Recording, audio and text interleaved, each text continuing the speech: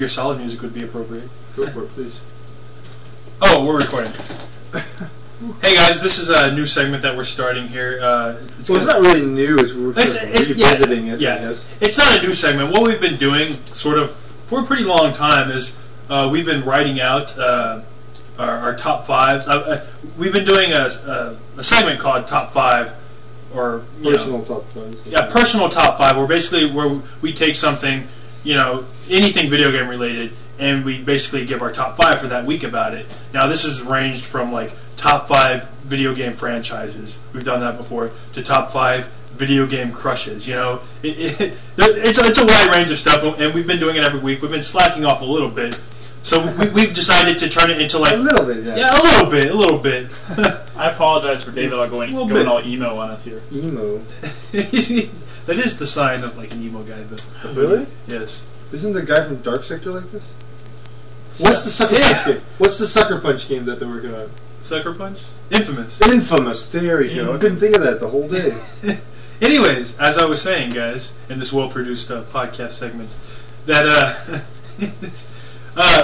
we've been doing written reviews and stuff, and we've been kind of procrastinating a little bit. I came with this idea of like turning this into an audio segment that we do before our show every week, so we can consistently get it out there. And this is going to be our first recorded version. We've been planning on doing our boss fights for our top 5 video game boss fights for like probably a month now, and we're just now finally doing it. So, without further ado, who's starting off? So are we're going down 5-1. We'll go down. This is what we're gonna do. First, we're gonna talk about maybe some honorable mentions, a couple of boss fights that maybe just missed our list. Mentions? We should talk to us at the end, right? No, we're going to do them first because it's sort of like a countdown. So sure. I mean, it'll be fine this way. Oh, yeah, that's fine. The build-up. We need the build-up. We can't talk about the greatest boss fight. Are we talking about like crappy bosses that we didn't make? Someone said, "Oh no, David's about to start cutting himself." Oh, dude, that's a whole nother top 5 crappiest boss fights. Write that down. I like that idea. There's been some really crappy bosses. Oh, like that one boss in Final Fantasy VII where you just use the Phoenix down and he dies. That's not in 7. Yeah, it is. Well, I guess that's in 6 too. An actual boss you could do it? Yeah, you could do it in the Phantom Train. Oh, fucking Final Fantasy guys, they're crazy. Anyways, yeah, so we'll start out, we'll go around, we'll mention our... First of all, quickly, let's, one by one, what makes a boss fight good? Like, what do y'all make your judgments on, based on? Whether it's boss fights? No, like, what to you what makes a boss fight good? Because for me, it's like totally different than what you find makes a boss fight good. I think a boss fight's good if you go in and you play it and you're doing this complicated thing and you're pulling crazy shit off and dodging this and dodging that, and then it's difficult and it's tough, but you feel like you're progressing and you're getting better. And okay. Like Master Control, that M+ level that I mastered. Oh god. Seriously, guys. Bradley, what about you? Well, here's the thing. My list is like kind of varied. I mean, in terms of the style of boss fight, they're kind of all over the place. So I don't know if I can like, kind of quantify like. Quantify. He said quantify. Well, no. What I'm saying is I don't know if I can put into words like what exactly. What is needed for like a boss fight to be good, but it definitely has to be something that kind of sticks with me. Kind of maybe a boss fight could stand out as like a defining moment of a game, even though it's not the final boss. You know what I mean? Yeah. That's usually the sign of a really good boss fight. Just the kind of stuff that at the end of a game, you go back to a previous save because you put a save right before that boss because it's so freaking awesome. Like after that boss fight, you make a new save file so you can go back. That's a sign of a really good boss fight, No, that never happens to me. You know how I am. You always stick with one save. Yes, David. We know how you are. One save file, and never on the first save file. I always do one. One of these days you're gonna have to explain that. That's just because I can't stand clutter. Yeah, I can't stand it. One save file, I always go 4 slots down. Shit, I love clutter. I always go 3 spots down. Crazy. You see my Final Fantasy X memory card? It's nasty. Saves all over that place. But so the gifs and then add that. Please don't spill it. I know. You want to put that over there? That'd be great. Thank you, sir. So what about you? What? Wait. Is it like the boss usually has to? This will be dinosaur? interesting. Dinosaur with a laser beam attached to his forehead. I'm sorry. Especially if there's a really boss on your list. Especially if there's a guy. Surprisingly, there's The guy on his back.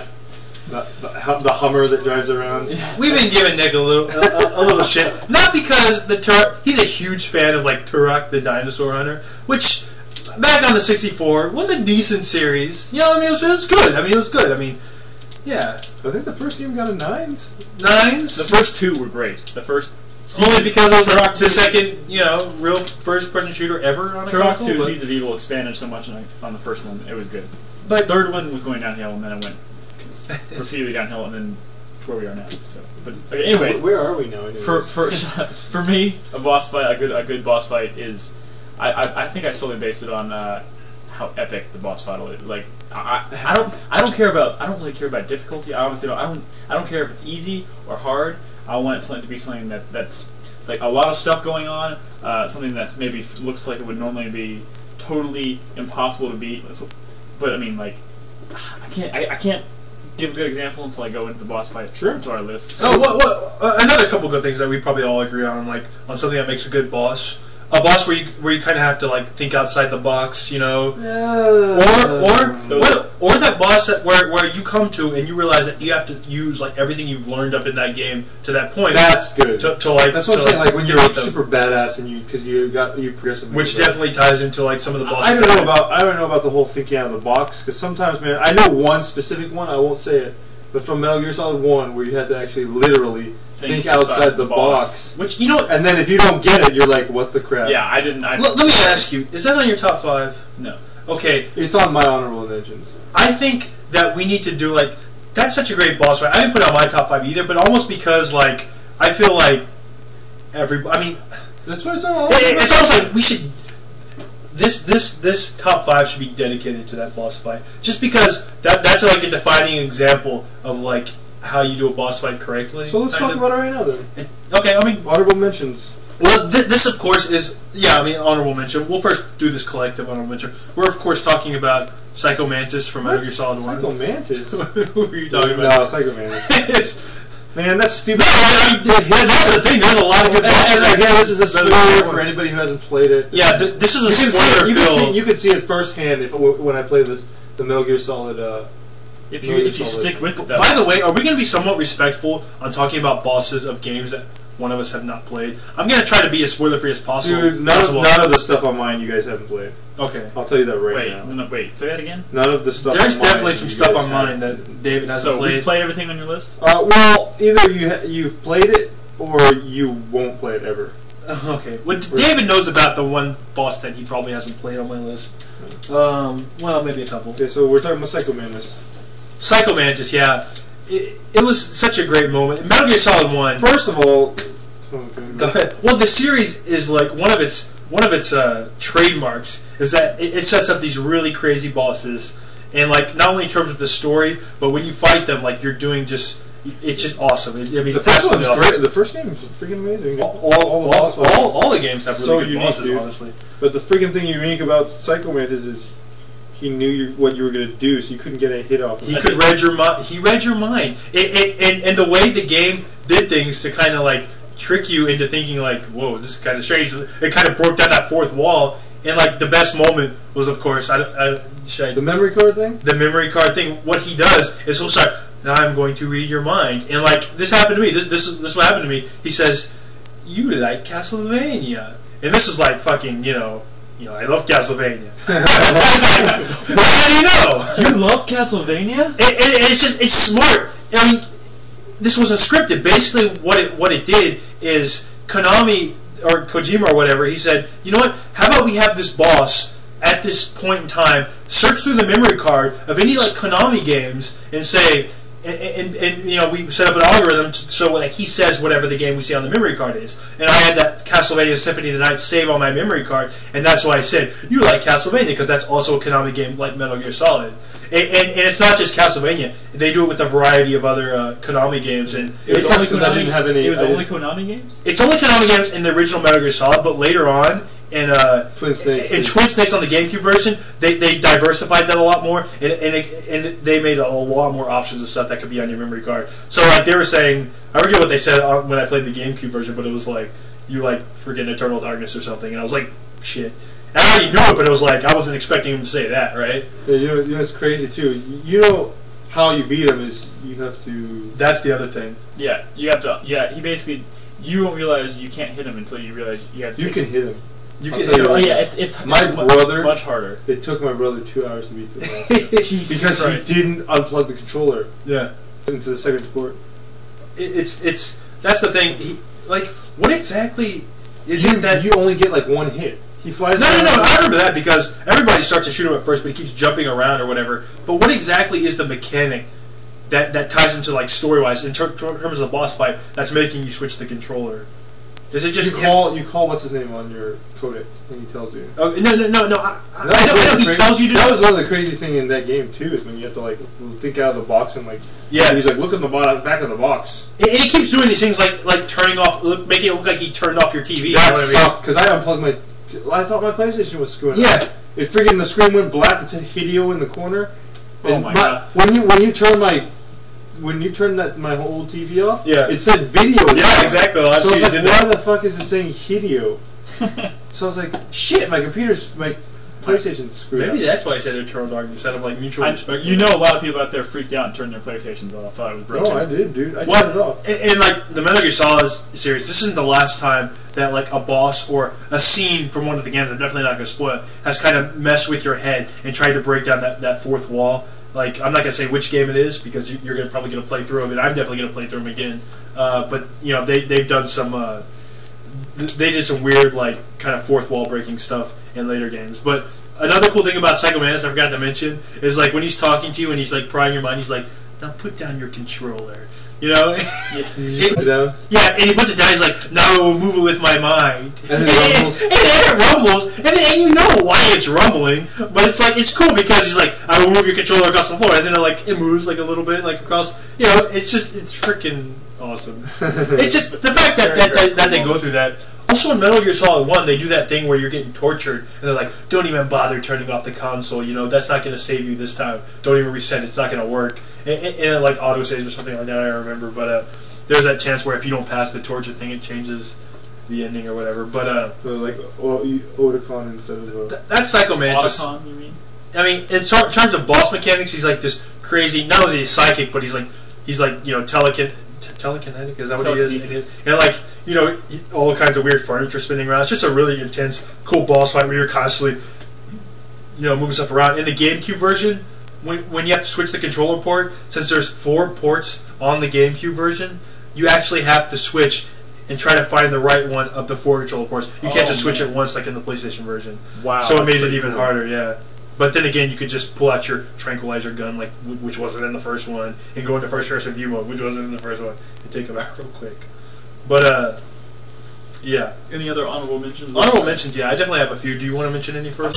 God, this was such a hard list for me to come up with just because. You don't have to go into too much detail, but just mention it real quick. Yeah. Just, There's a lot of Zelda bosses I would like to put in the list, but I actually don't have any Zelda bosses on my list. Really? I think there's several. I mean, the fight with Ganon when you have to do the tennis thing. Phantom Ganon I really liked. I actually think I enjoyed fighting Phantom Ganon in the Forest Temple of Ocarina of Time more than I enjoyed The horse one, right? Where he comes out where the it comes window. out of the paintings and the horse. That was a really cool fight. It took me forever because because it doesn't just like shoot something at you and have you hit it back. Like, you have to actually sit there and wait for it to hit you, and like it wavers like this, so it's kind of unpredictable.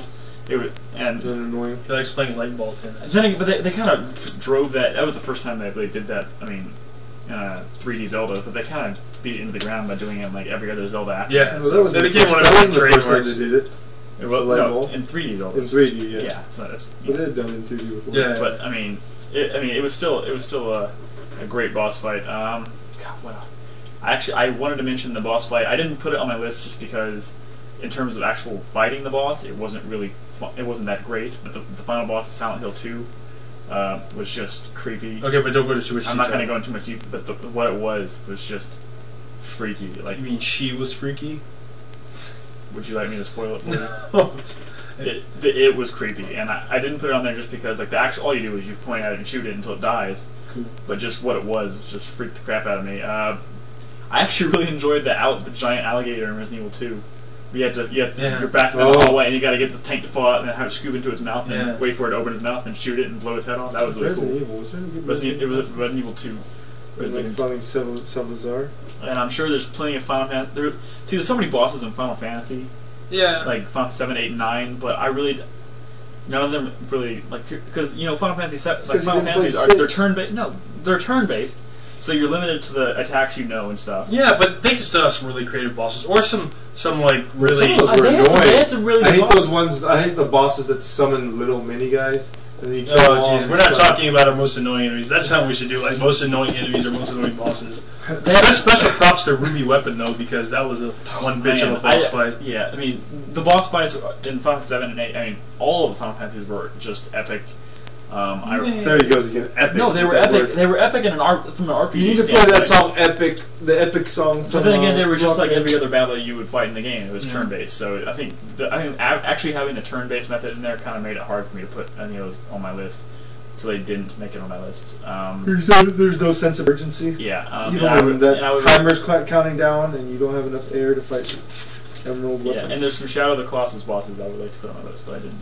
Damn, that sucks for you. What about you, David? Any honorable I mentions? wanted to put some of the No More Heroes stuff. No More Heroes bosses. Yeah, cool. I'm glad you didn't because I didn't want you to go into too much detail. Yeah, Killer 7. I think there's somebody I would want to put, but I can't think of them right now. Okay. But yeah, there's some other stuff too, but I focused on more of the stuff that was memorable to me. Cool. Well, I mean, I have a few more specific boss fights that I enjoyed. I don't want to go into. Okay. You don't want to, but you will. Quickly. No, I'm not going to go into too much detail. Oh crap! But We're already pushing 16 minutes. Quick. Well, this doesn't have to be a 30-minute show. This is just a test run. But yeah. Just an excuse for Brad to talk to me. I'm a Castlevania fan, and yeah.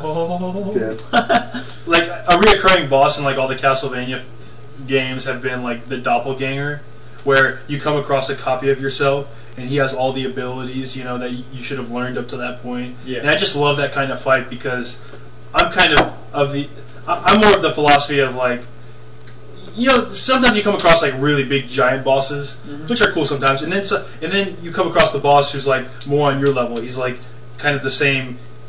Not that he does the same thing, but he's sort of your height. Just more of a straight on one-on-one boss. It's like he's a boss not because he's huge and big and monstrous, but just because he's very skilled like you. And that was kind of representative of I liked fighting myself in the Castlevania series. Also, Luca Blight from Suikoden 2 is like the definition. Dr. Blight? Luca Blight is like the definition of an epic boss fight. You had like 3 parties take him down. It was really cool. Also, Okami had a really cool boss fight. When you fought the 9-tailed fox or whatever, yeah, it was such an awesome boss fight because throughout the game you use your little brush techniques, right? Yeah. To do your abilities, but when you come across that boss, you realize that he can do it too, or she can do it too, actually. Yeah. So anytime you went to that screen and tried to do your brush techniques, what would happen is you have the chance of like her doing her brush techniques on you and not only screwing you up but like doing an attack on you, and that made that boss fight really really cool. And I think that's why a lot of people thought like, oh wow, this could be like a final boss or like maybe the final boss of the game because it was just really well done. Yeah. But that's pretty much it for me. Okay. Let's move on to our official top 5. How are we gonna go 5, 5, 5, 4, 4, 4, 3 like that, or are we gonna? Yeah, let's just do it like that. We'll start with you, Nick. Start with me. Okay. This might turn into an hour segment, I guess. I don't know. My number 5 boss fight. This was a really hard pick for me, but I actually put the village chieftain from Resident Evil 4 when you fight him in the barn. I love that fight. I really love that fight. Just like the way like you tell Ashley to go hide and then you go inside and then all of a sudden you turn around and he's behind you and he throws you across the room and it eventually catches on fire and there was smoke building up. Dude, I fought him in the Wii version. He was nothing. Well, of course. Well, that's the thing. That's kind of another side of a really good boss that we didn't bring up. When there's a variety of methods you can use to take him out. The cool thing about that boss in Resident Evil 4 was that you can use like a flash grenade or You know what I mean? I have some freaking honorable mentions. I'll talk about it after the show. Okay, cool. Just thought about it right now. Well, I mean, go ahead. No, we already said the top 5, dude. All right. Is there anything else you want to say about that boss? That was a pretty cool boss. I mean, it wasn't all that difficult, but it wasn't that memorable. Like I said, there's so much going on, and like there's fire, there's smoke. It was very intense. It was very intense the way he could crawl across the ceiling and stuff, and like you never really know. It was hard to determine where he was in the room. And of course, the Wii control, like the GameCube control, made it actually really difficult. Yeah. But when you got the Wii remote, it made it so much more fluid, but it was still. It was still intense, even though the controls made it so much easier, even though it was so much smoother. But I just really like that was very like when Resident Evil 4 was first announced, the first thing they showed, like big enemy they showed was this giant build sheet. You thought he might even be like you up and throw you across the room. I thought he was gonna be the final boss. I didn't know I was gonna run into him in the middle of a barn. I just kind of walked in there and I was like, what the hell? It's an interesting choice because there's a lot of other good boss fights in Resident Evil 4. I didn't put any on them, but I was definitely thinking about that game. When I was coming up with my list, one that almost made like my honorable mentions was when you fight the troll, you know, the first time you come across that troll, the Gigante or whatever it's called, but when you come across like 2 of them. Oh god, yeah, in the lava pits. And there's that moment where you kill one of them and he falls into the lava pit, but if you walk by, he'll reach out and grab you and pull you in for instant death. Oh my god, that was a great like moment. But anyways, it did happen to me. I didn't let him have that opportunity. What about your top 5? What's your number 5, David? My number 5, I'm gonna go with Gregorio. Guitar holy shit! That ain't just a boss fight. That's like an ass raping. It sucks because it took me a while to beat him, but it gets to the point where that one time where you kind of break through, and then it's at the end, and it's like, and all that stuff's coming at you, and you're just reacting to it, and you're like, oh my god, I hope I finish it, and then, oh my god, yeah. I saw, you know, my friend Victor like stuck on that boss for freaking weeks. Days or whatever. He was very determined to beat it, but I just had to listen to that damn intro like so many times. Oh man. I've never actually gotten to it because that game kicks my ass, but I have seen. I know what you're talking about. Yeah, I get Gregorio, dude. He was so much the song, the game. It got to a point where he was even a better boss than the actual Zoe. Because I watched all the way through and I was like, wow, Gregorio is way harder. Yeah, Gregorio much harder. By the way, Guitar Man, the game he's talking about, it's sort of like it's a music and rhythm game. It's got really cool music. It's by the makers of it's Innis. They're the guys who do Elite Beat Agents and the Owendon series. They fucking do great work apparently. They're working on something for the Wii. Cool. So I hope it's not Elite Beat Agents for the Wii though. My number 5 is also Gregorio. No. Oh, I was like, that's not interesting. It's not Gregorio. I knew it would be Gregorio. It's this is a little bit of a guilty pleasure because I kind of hate this game. But I replayed this game kind of just to get up to this moment, or to this being one of the moments. This was edged out a little bit by Sephiroth from this game, but it's actually Cloud, Yuffie, and no, I'm not talking about Final Fantasy VII, and Squall. I'm talking about that fight in the arena in Kingdom Hearts where you're Sora and you have to take on Squall, Cloud, and Yuffie all at once. And it's just an epic fight because you're like...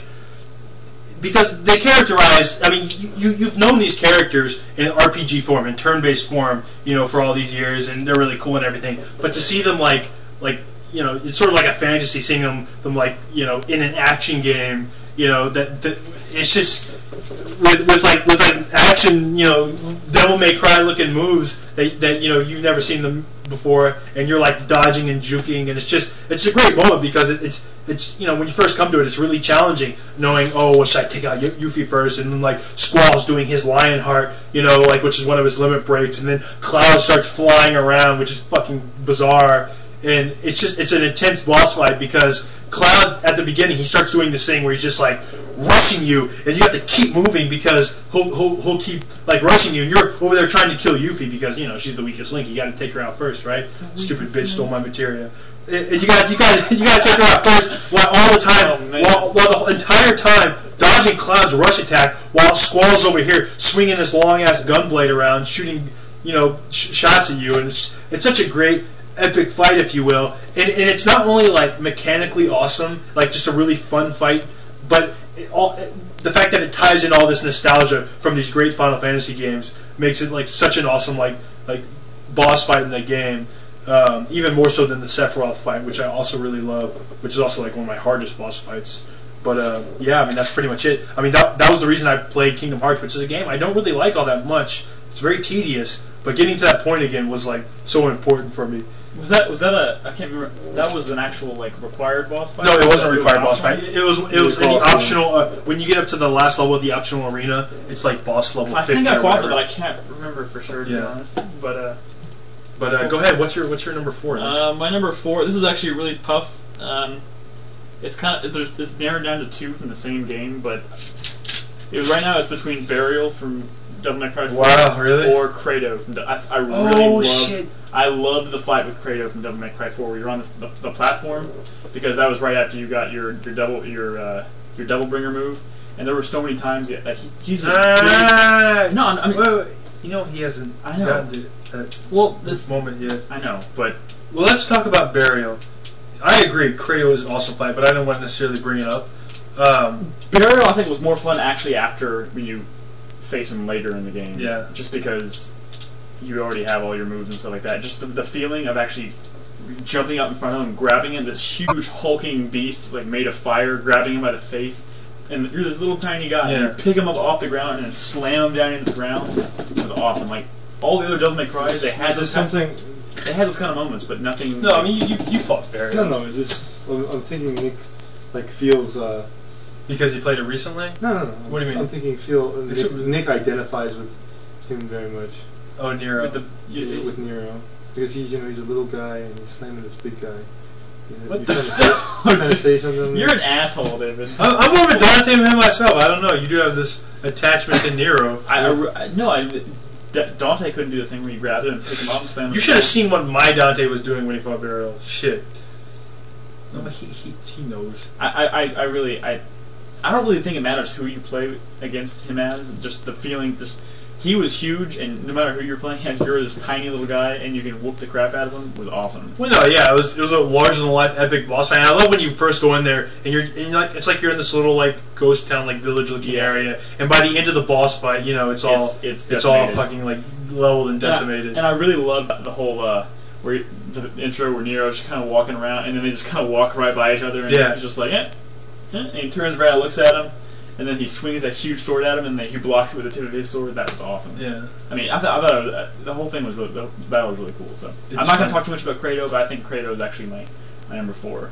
Cool. If David would freaking play it. Well, we'll see. I mean, he knew that Kratos was probably going to end up being a boss anyways. I mean, it's just this. What the hell is Kratos? Then don't worry about it. Good. Kratos as in Credo. Yeah. Oh, I think Kraot. Like Kratos? Kratos. Was it Kratos? What's that? Kratos. No, I just thought it was. I mean, that was. But you didn't get into the details of the fight, which is a good thing because he doesn't know. No, okay. you guys know what I'm talking about? No, we're not going to talk about it. No, just trust me. What's your number 4, David? Yeah, jump into your number 1. Number 4, I hate to stick with the music games, but I put Max 300 on DDR. Holy shit! Okay. No, that's an inspired choice. It's crazy, man. It took me like 3 years to beat that stage, and I still can't do it consistently now. Dude's first 10-footer on DDR. The amount, the speed in which the amount of steps and the speed that that song has, man. I don't think anybody from when DDR was released, anybody would be thinking like people would be playing it like that. And then they've even released stuff even more harder. But like Max 300, man, this is the first song that like. Now, is he an actual dude? No. Like when you play the song, I know it's a song, but like, I mean, is this like a more like? This is just a song you can select, right? Right. But it's sort of like a personal boss to you. If you play it, it's not like a. When you first play Max, if you buy like an arcade Max machine, it's not unlocked. Yeah. The only way you can get it is by unlocking everything else and getting double A on something and then beating it on reverse mode. So it's sort of like looking at that Dragon Force song, which you can only unlock after you beat the game, as like a boss thing, which it kind of is, right? And the thing is, you can get it too. It's on roulette, but you have to like perfectly like time it. Oh wow! So if you go roulette mode to the song, or you have to double A a song, unlock it as a bonus song, and then beat it on reverse, where the arrows are coming downwards, times 1.5. But you're good at that wacky stuff, right? Yeah, I'm horrible at that actually.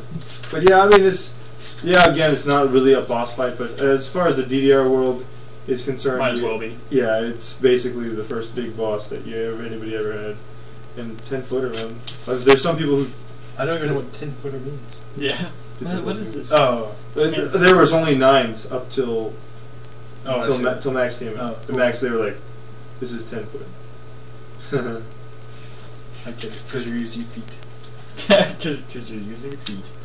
Well, my number 4 is Ganondorf. Which Ganondorf, you ask? Yes, which Ganondorf? Twilight Princess. Yes, Twilight Princess. When you're on the horse? David knows, because we had our first podcast we've ever done was our Zelda special. Yes. Where we talked about Twilight Princess. But was this like, are you talking about the one where you're on the horse? No, it's the whole, through all forms, the epicness of it. If you haven't played through Twilight Princess, I'm going to spoil it. I guess, this is a spoiler warning, but yeah, all forms of Ganondorf were awesome.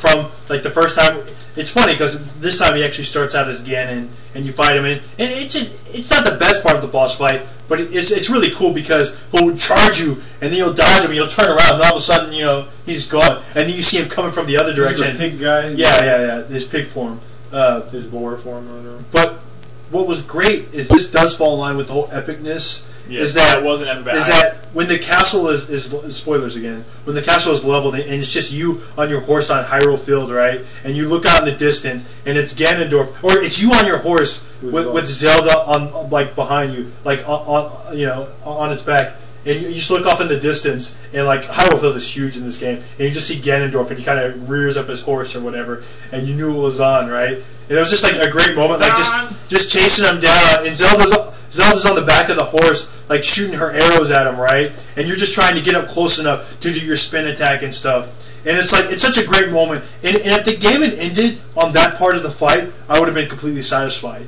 Because the game really focused on like the horse mechanic, and you really got used to it. And it was just a hell of a lot of fun. But then, which I think was so great, because, like I said, a boss fight, one side of a good boss fight is when the boss uses all, everything you've learned so far up to that point, even maybe the stuff that you didn't have to learn. And after you take him down off his horse, you get down off your horse, and you have to have this one-on-one epic sword battle against Ganondorf. And throughout the game,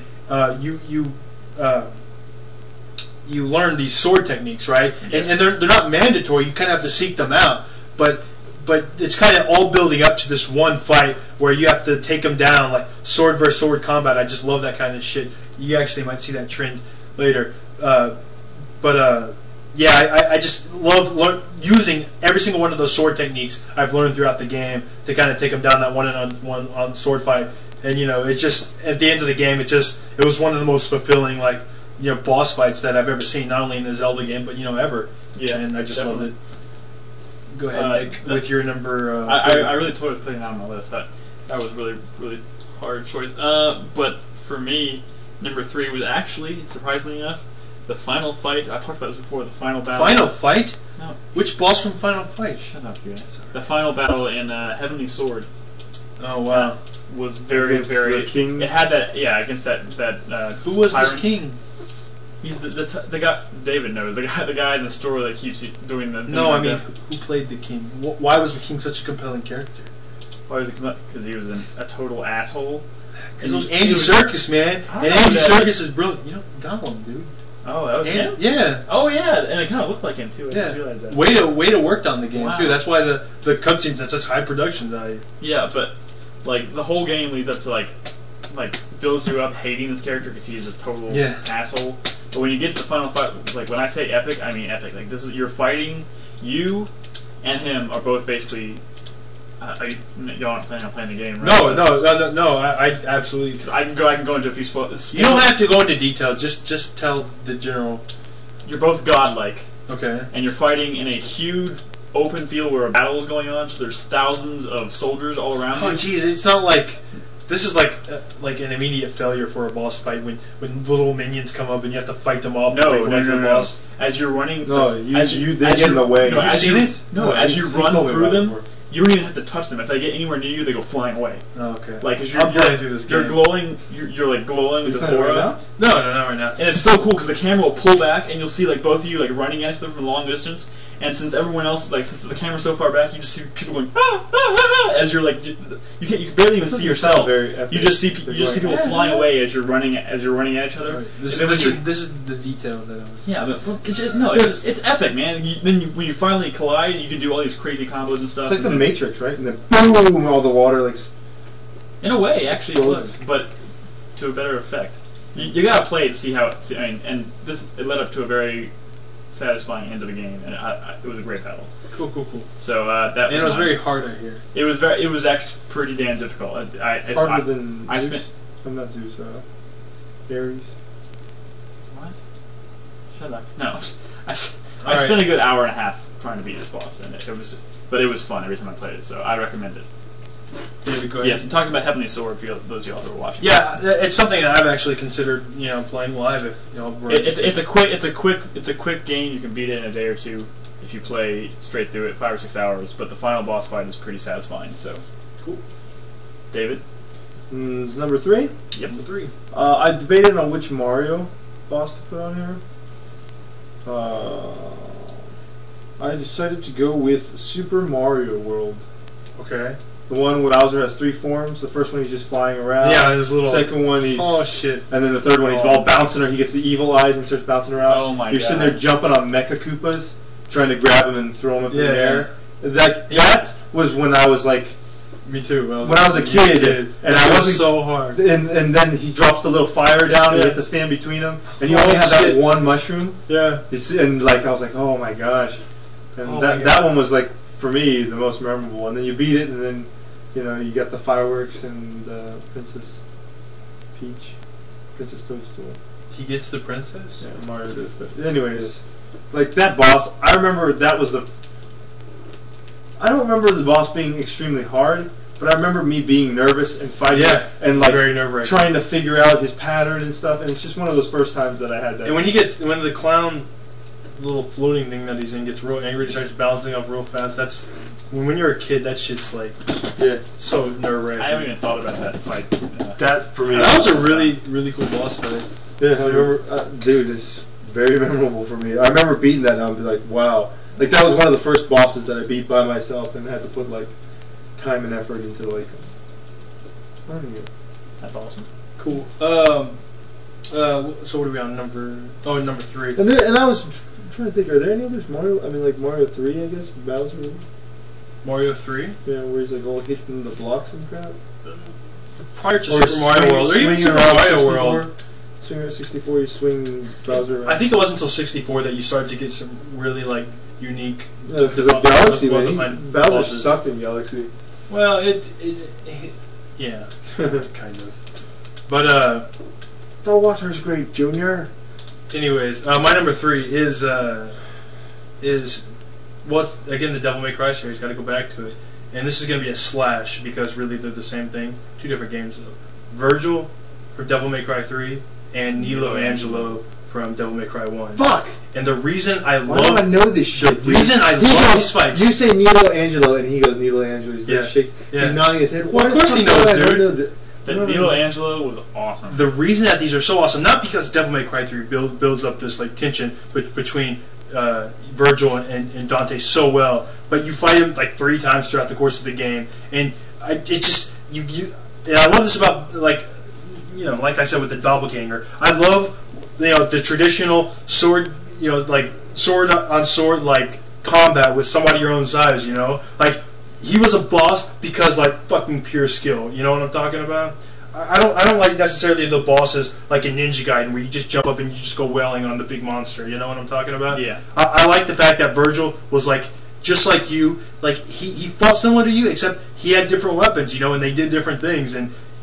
Everything you did in Devil May Cry made you look like a badass. Everything he did made him look like even more like a badass. It was like 2 badasses fighting each other it was hard, it was intense, and it was just like a fucking great fight. And Nilo Angelo was again the similar type of fight in Devil May Cry 1. It was just like that sword on sword like fight. It was him. It was like the demonic form though in Devil May Cry 1, and he was much larger and the sword was much scarier. But it was still like a really cool, intense boss fight. And it's one of those first fights in the Devil May Cry series where you realize that like, wow, I actually kind of have to like play this like smart, because when you first couple bosses. First a lot of the first enemies in Devil May Cry, you could just kind of go not mashing, but just flash crazy on them. This guy, you have to fight smart. You have to dodge and counter and stuff, and I just love those kinds of boss fights. I love Phantom when you jump on his back and just start shooting it. That was Devil May Cry 3 has some great boss fights, but I love that traditional sword on sword like combat where you really have to play smart, time everything well, do your counters. Like you said, the creative fight's kind of like that too. And I would have tied that in, but. I don't want to get into too much detail on how that boss fight works out. So, what's your number 2? My number 2 is actually Saren from Mass Effect. Oh wow! Final boss. That was. I don't want to go into. But as we talked about before, don't go into too much detail. The whole ending of the game is epic. Like this is another boss battle where there's a lot going on. It's very fast paced. It's very hectic. You don't like. There was like during that boss fight, I was like, oh crap, and I was like, even though I was trying to focus on what I was doing, like I would. Shoot, like I'd see him over here, I'd shoot, and I'd fire the gun and miss, and be like, holy crap, where'd he go? Like it was intense. Then when you finally beat him, it felt good. The whole ending of that game was amazing. And the boss fight was a very big player, and it made that amazing. One thing that made that boss fight interesting, again, not to go into too much detail, was the fact that like it was very difficult, and the progression of the difficulty in Mass Effect is, it starts off really difficult, but as you start to level up your abilities, like I became like a badass with a shotgun. And with my biotics launching people into the air, and then when the later part of the game kind of becomes a breeze because you sort of master the combat engine. But then you get to him, and you really like, dude, the game just got hard again. And I'm glad it was like that because I was worried, this was going to be like a BioWare RPG like fight where I'm just going to be able to beat in a few seconds. But no, it's actually really challenging. Definitely. But anyways, go ahead. That didn't spoil anything. You knew Saren was a bad dude, right? Because you started playing Mass Effect. Alright. Go ahead, Dave. My number 2 is from a second in the series, Mega Man 2. Okay. Love almost every boss in that game. Every regular boss was in consideration for this. Yeah. The reason I went with the boss is because... Someone wants to know if you're talking about Malak. Malak? What? Oh wait, never mind. That's something else. Keep going.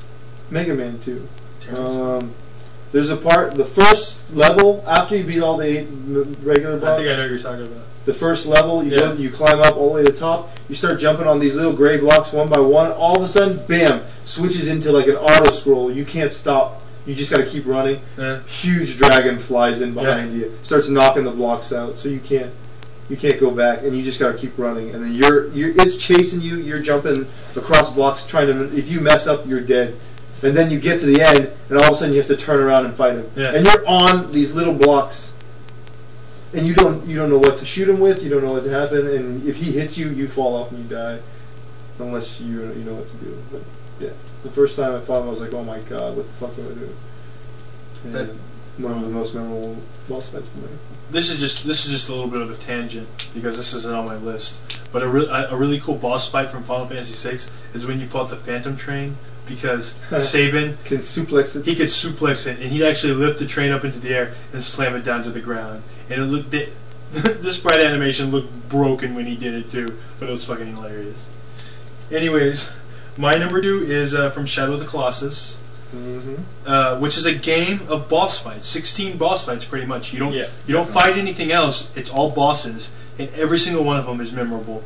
And literally, where it's in this entire game you'll remember like every encounter because of the way the game is, and it's basically a game. I mean, should we be explaining the premises of these games? No, people are already saying I love that game. Yeah, I mean everybody knows about Shadow of the Colossus, but some people might not. Where you're so which boss was it? Well, it's boss 13, which you know I love this boss. Right, that's the second flying one. Yes, and this is basically spoilers.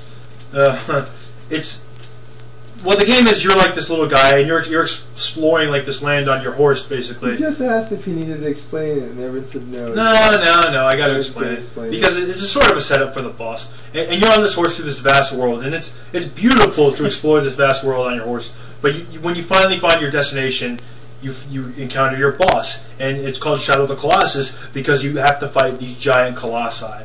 And the way you take them down is you got to like climb up them. And it's a puzzle in of itself to find out how to get onto the boss and where its weak points are and how to bring this giant beast down.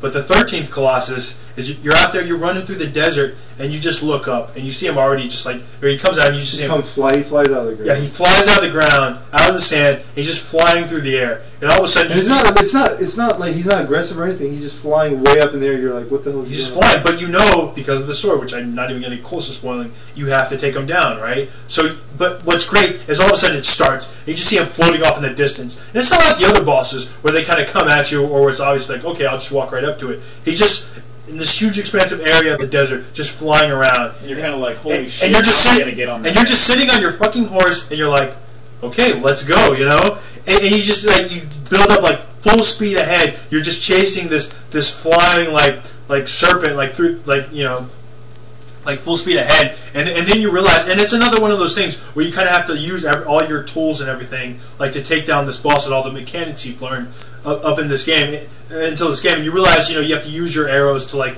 kind of bring them down, to shoot them down to your level. And basically, while you're still going full blast on your horse, you have to ride up alongside of him and do like a leap of faith. And just try to like grab onto him, and as soon as he does, he pulls you back up into the sky. So you're flying through the air on the serpent, and he's moving around. You're on his wing, and he's flapping around, and you're trying to hold on for dear life. The cool mechanic in this game is he has a grip. I mean, there's a button to hold onto things, and he has a grip meter. He can only hold on to things for so long. So what makes these bosses so great is that they're flapping around. They know you're on them, and they're trying to shake you off. So you're holding on for dear life, trying to get this guy to like calm down for a second, so you get to a point where you can let go without being flung way out into the onto the ground or into the desert. So it's just a really epic boss fight because he'll go down into the sand and you have to call for yours and like have to chase him down all over again. And just the way he just kind of it's just epic. It's brilliant. It's a brilliant boss fight, and it's just a stunning moment in that game. And in a game of like 16 memorable boss fights, it stands out for me. Wow, he has video of it too. I wish we could. Well, in the future we can show the feed. We were kind of planning on it, but we really didn't have enough time to set it up. But it's an amazing boss fight, and I swear to God, you owe it to yourself. If you own a PS2 and you haven't played Shadow of the Colossus, you need to rethink why you play video games. This kid came to the store today, and he was like, "What's a good adventure game for the PS2?" A good adventure game. I was like, "My favorite one is Shadow of the Colossus." He goes, "I played that game. It sucked." I wanted to slap him. I wanted to slap this kid. Slapped him. Woo! But yeah. So, but anyways, yeah, that's again the defining epic boss fight. I love it. That's your number 2. That was my number 2. Go ahead, Nick. My number 1 is actually Boss from Metal Gear Solid 3, the final boss of the game. Thank God. Because that, to be honest, I don't remember much, but the actual fight, like in terms of difficulty or anything. No. In terms of, I don't remember how long it took me, or if it was difficult for me or anything. All I can remember is that it takes place in a field of white flowers, and she's running around, and she's wearing that white suit. There he goes again, she. No. I mean, dude, it's brilliant, dude. It's beautiful because there's all you can see. You haven't seen this boss fight, right? Definitely not going. This is like one of the most amazing traits of that game. Yeah, he knew that much, and it's because it's very emotionally charged. It's very emotional. The setting of it is beautiful. You got to play it. So that's all I can say about it. It's definitely one of my favorite boss fights ever. It's and because beating the boss and what happens like in terms of how the story concludes and everything, it's great. And like literally, it's because of that boss fight and what happens afterwards. I beat all the Metal Gears before it comes out.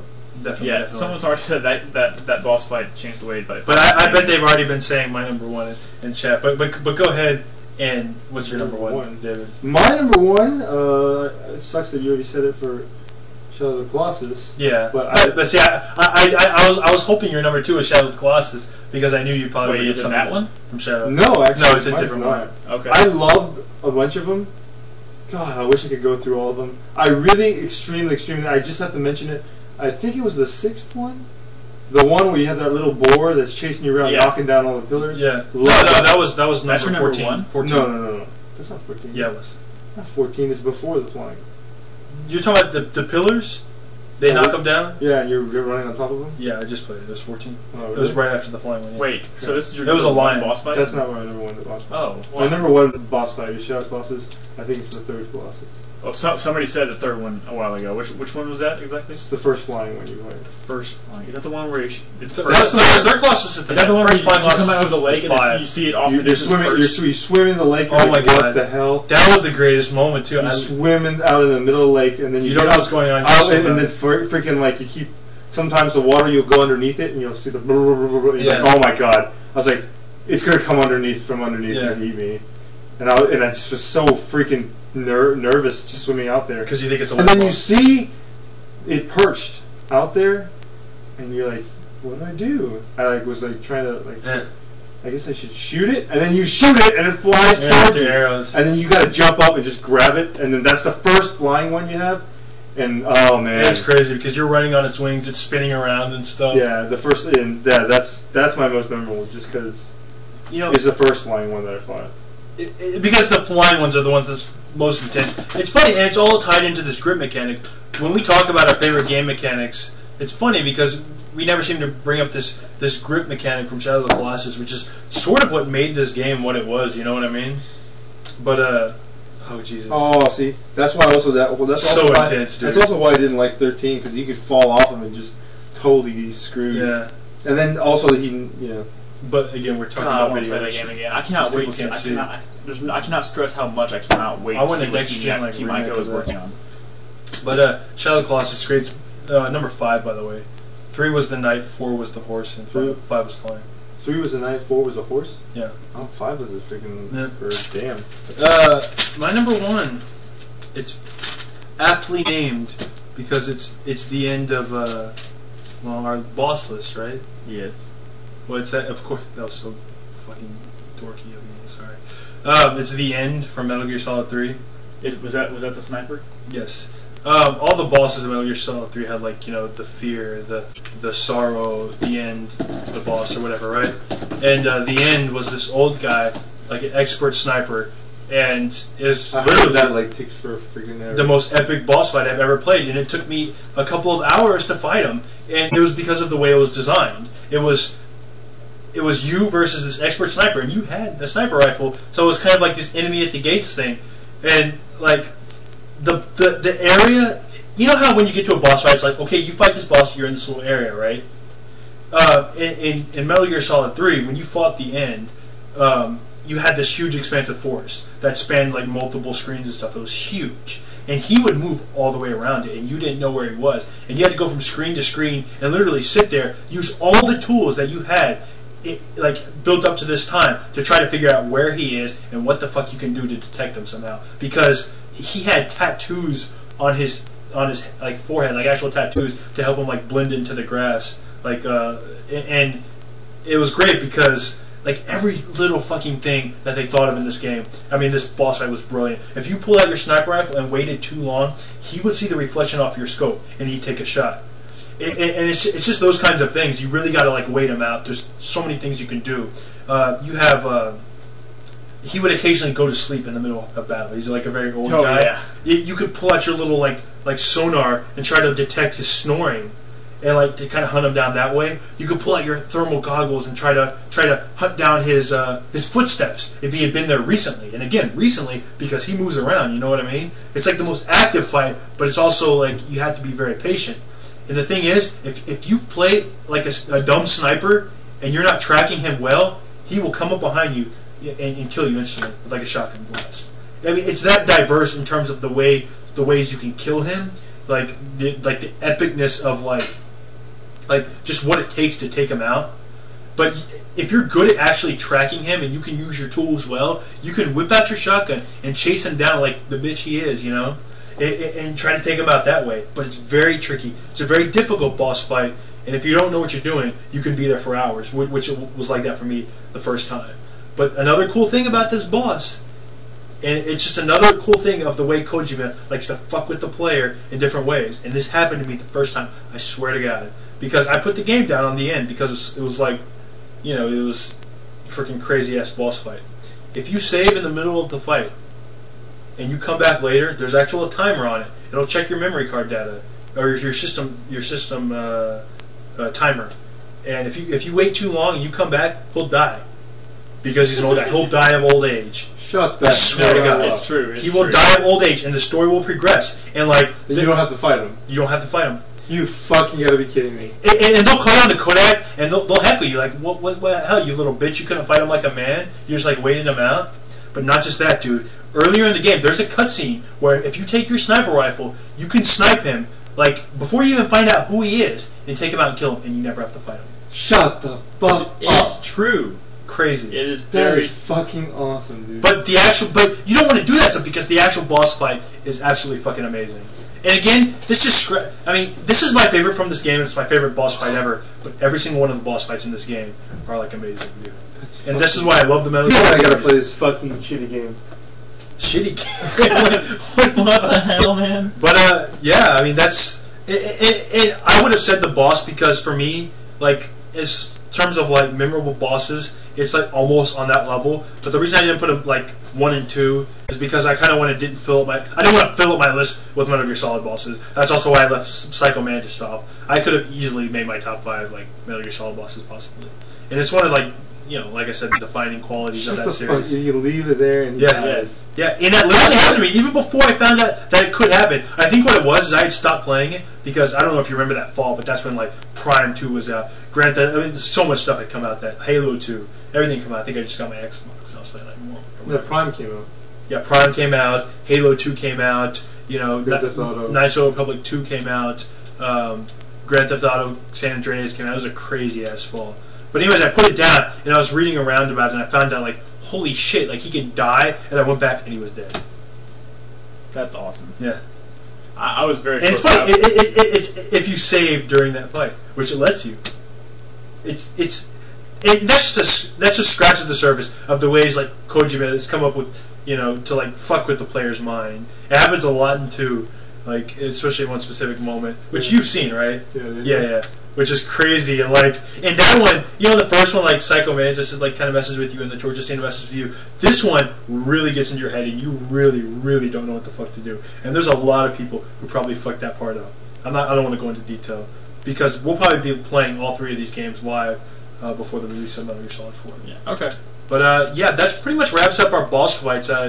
Next week, our first top 5 recording. Our first top 5 recording, which will be listed as a separate podcast. So this will be a weekly thing after our show. We'll do a top 5. And it looks like it might be an hour. And I think it depends on the content of the actual top 5. Some things might not take as long to explain. Boss fights obviously do. Yeah. I'm gonna have to memorize these. That's great, David. I think Master Control and M+ is kind of a boss fight for me too. So okay, so I guess we'll wrap this up here. Thanks for listening. Yeah, thanks for listening. It's been a long broadcast tonight, but we've had a lot of people. If you're just listening to this on archive, the top 5, just so you know, we do another more general podcast every week right before this. So download that too because it's awesome. Okay, I gotta ask because one of our viewers has been trying to ask me to ask you this. What do you think about Red Alert 3? Red Alert 3, Command and Conquer? I guess I never played Red Alert 1 or 2. There you go. So sorry. He's been asking me to play I played the demo back when it was on PlayStation 1. Oh boy. But I am looking forward to Red Faction 3. Oh god, that article made it look terrible. Oh god, it's third person too, right? I don't know if it's third person. Saw it was but the third screenshots person. looked horrendous. I don't even know what they were thinking releasing screenshots that early. It was terrible. Anyways, thanks for listening, guys. Tune in next week. We will do top 5. We don't know yet. Check the blog. When's the next I'll show? leave it. Can we do it on Thursday? Yeah, we'll do it on Thursday. Before you leave? Yeah. Okay, yeah, we'll try. Yeah, we'll do Thursday for you. Thanks a lot. Thanks for listening, guys. We're going to end this podcast here. So, and then, yeah, we'll stop. Whatever.